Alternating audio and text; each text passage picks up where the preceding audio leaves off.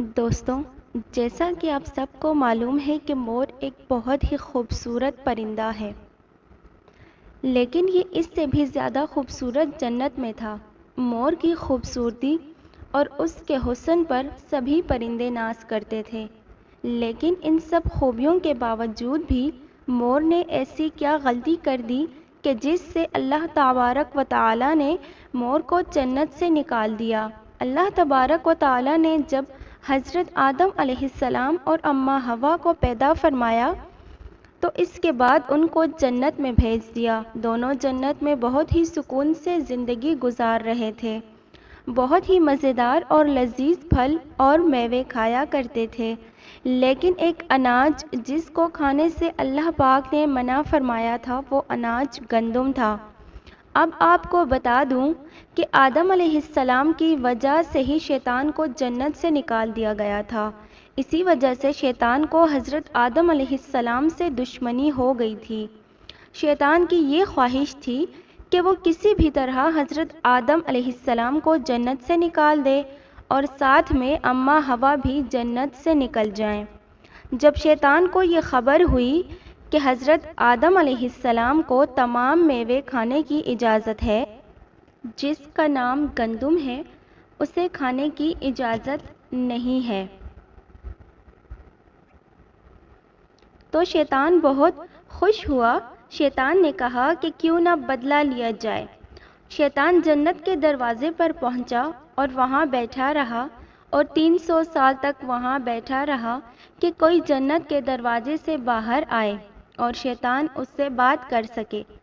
ایک دن اچانک جنت سے مور باہر آیا۔ شیطان نے اس مور سے پوچھا، اے خوبصورت پرندے، تم کون ہو؟ تو مور نے بولا کہ میں مور ہوں۔ تم کون ہو؟ تو شیطان نے جھوٹ بولا کہ میں ایک فرشتہ ہوں، میں یہ چاہتا ہوں کہ میں بھی جنت میں جاؤں، وہاں کی نعمتوں کو اپنی آنکھوں سے دیکھ سکوں۔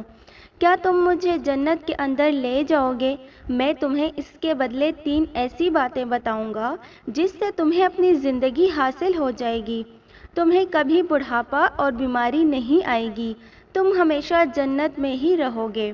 شیطان کی یہ باتیں سن کر مور لالچ میں آ گیا اور کہنے لگا کہ مجھ میں تو اتنی طاقت نہیں ہے کہ میں تمہیں جنت کے اندر لے جاؤں، لیکن میرا ایک دوست ہے جو سانپ ہے، وہ تمہاری مدد کر سکتا ہے۔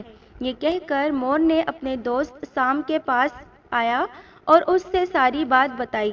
سانپ بھی شیطان کی باتوں سے بہت خوش ہو گیا، پھر شیطان کو اپنے منہ میں چھپا کر جنت میں داخل ہو گیا اور یوں شیطان اپنے مقصد میں کامیاب ہو گیا۔ جنت کے تمام نگہبانوں کو یہ معلوم تھا کہ شیطان یہ چال چل رہا ہے اور جنت میں آ چکا ہے۔ فرشتے شیطان کو جنت سے نکالنے لگے، تبھی اللہ پاک کا حکم ہوا کہ اس کو ابھی جنت میں ہی رہنے دیا جائے۔ وہ فرشتے اللہ تعالیٰ کے حکم سے رک گئے۔ شاید حضرت آدم علیہ السلام کا امتحان لینا تھا۔ شیطان حضرت آدم علیہ السلام اور اماں حوا کے پاس جا کر اپنی محبت کا اظہار کرنے لگا۔ وہ دونوں ہی شیطان کو پہچان نہ سکے، کیونکہ ماضی کے مقابلے میں شیطان کی شکل تبدیل ہو چکی تھی۔ شیطان نے کہا کہ میں چاہتا ہوں کہ آپ دونوں جنت میں اسی طرح رہیں اور ہمیشہ خوش رہیں۔ حضرت آدم علیہ السلام نے اس کی بات بہت غور سے سنی۔ شیطان نے کہا کہ اگر آپ لوگ میری باتوں پر عمل کریں گے تو آپ کو جنت کی اور سہولتیں بھی ملیں گی۔ حضرت آدم علیہ السلام کہنے لگے کہ یہ کیسے ممکن ہے؟ شیطان نے کہا کہ ایک گندم کا دانہ اگر آپ دونوں کھا لیں تو آپ کو ابدی حیات حاصل ہو جائے گی۔ یہ باتیں سن کر حضرت آدم علیہ السلام کے دل میں رجحان پیدا ہو گیا، لیکن ان کے دل میں اللہ کی نافرمانی کا خوف غالب آ گیا، جبکہ اماں حوا شیطان کی باتوں میں آ گئیں، جس پر اماں حوا نے آدم علیہ السلام کو راضی کر لیا۔ پھر اس کے بعد ان دونوں نے اس گندم کے دانے کو چکھ لیا۔ جیسے ہی گندم کا دانہ ان دونوں کے اندر گیا، ان دونوں کے 70 واضح ہو گئے، جس کے بعد دونوں اپنا 70 چھپانے لگ گئے اور خدا کے خوف سے کانپنے لگ گئے۔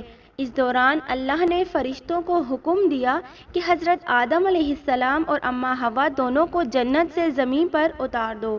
حضرت آدم علیہ السلام کو سری لنکا کے قریب نیچے زمین پر بھیج دیا، جبکہ اماں حوا کو جدہ کی سرزمین پر اتارا گیا۔ جن خوبصورت پیروں سے چل کر مور شیطان کو جنت کے اندر لایا تھا، وہی خوبصورت پاؤں اللہ پاک نے مور سے لے لیے۔ سانپ جو اپنے منہ میں شیطان کو چھپا کر لایا تھا، اس کے منہ کی خوشبو چھین کر اس میں زہر ڈال دیا گیا، پھر مور کے ساتھ سانپ کو بھی جنت سے نکال دیا گیا۔ تو دوستوں، آپ سب کو آج کی یہ ویڈیو کیسی لگی؟ امید کرتی ہوں کہ آپ سب کو یہ ویڈیو ضرور پسند آئی ہوگی۔ اسی طرح کی معلوماتی اور اسلامی ویڈیوز کو دیکھنے کے لیے میرے چینل کو سبسکرائب کر لیجئے، اور ہو سکے تو اس ویڈیو کو بھی لائک کر دیجئے۔ ملتی ہوں میں آپ سب سے اپنی اگلی ویڈیو میں۔ دعاؤں میں یاد رکھیے گا۔ فی امان اللہ۔